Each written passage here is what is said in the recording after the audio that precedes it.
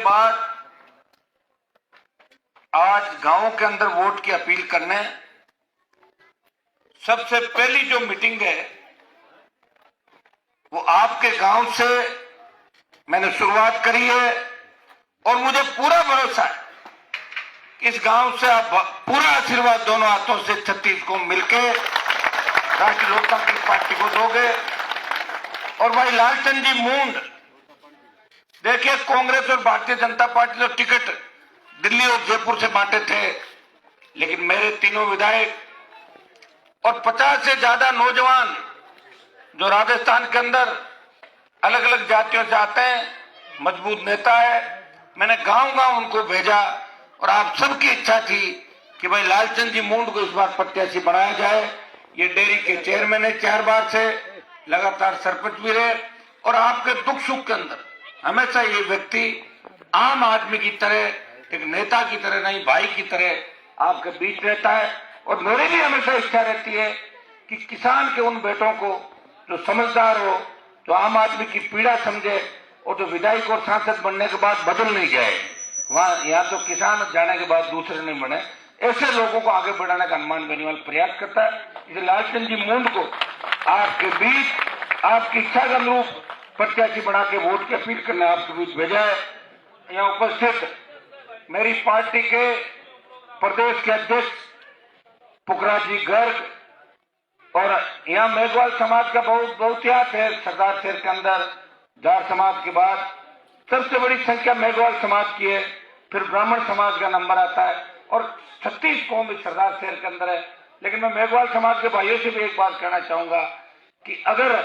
राजस्थान में किसी पार्टी के प्रदेश का अध्यक्ष मेघवाल है तो राष्ट्रीय लोकतांत्रिक पार्टी का प्रदेश अध्यक्ष मेघवाल समाज से आता है। 3 विधायकों में से 2 शिरू कास्ट से आते हैं, एक बहन इंदिरा बावरी समाज से आती है। मैंने जब चुनाव लड़ाए 18 के अंदर 57 जगह चुनाव लड़ा पाया, संसाधन नहीं थे, समय कम था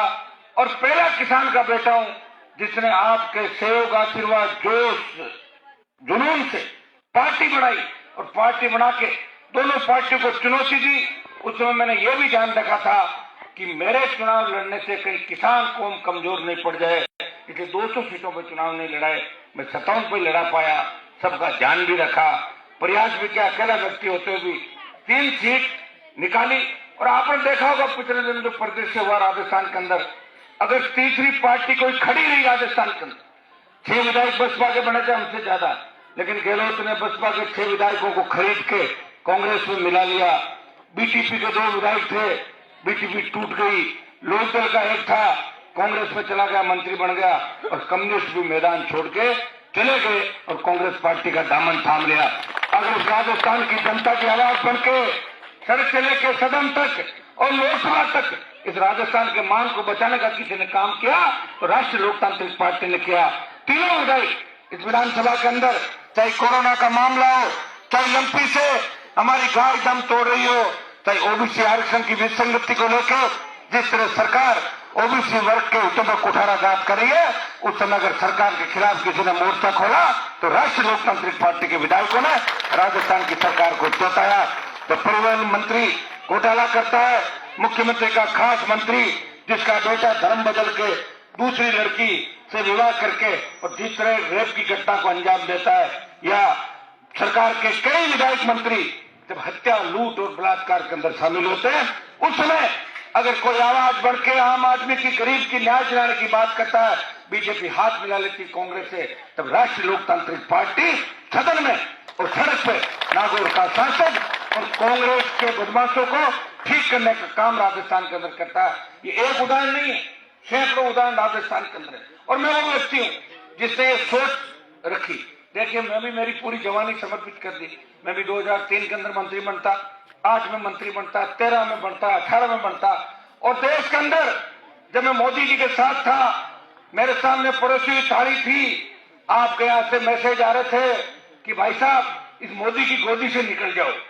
आप कहते थे मोदी गोदी में बैठो, चले जाओ। किसान कौन तकलीफ के अंदर है। आंदोलन पंजाब का था, हरियाणा ने समर्थन किया, दिल्ली ने समर्थन किया और राजस्थान से अगर कोई किसान जो काले कानून थे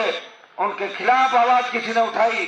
दिल्ली और जयपुर का राष्ट्रीय राजमार्ग किसी ने जाम किया तो किसान के बेटे हनुमान बेनीवाल ने मोदी की सत्ता को ठोकर मारी और सत्ता को ठोकर मार के 70 दिन सड़क पे अपने भाइयों के लिए, किसानों के लिए मान और सम्मान की लड़ाई लड़ता रहा और प्रधानमंत्री को झुकने पे मजबूर किया। भाइयों, दूसरा जो कानून लेके आई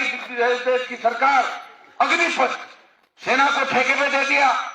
आज हमारे धरती पुत्री शेखावाटी अंचल के तो 62-65 काल की लड़ाई के अंदर किस तरह भारत माता की रक्षा के लिए प्राणों को न्यौछावर करके सीने पे गोलियां खा के शहादत देते। आज 4 साल के लिए अगर सेना को ठेके पे दे दिया तो 4 साल के लिए कोई नहीं जाएगा सेना के अंदर, और अगर जाएगा और उसको वापस निकाल दिया तो यहाँ वो बंदूक चलाना सीख जाएगा और लूट खसोट करेगा अगर उसको नौकरी नहीं मिली। इस बात को लेकर अगर देश में किसी ने ललकार भरी,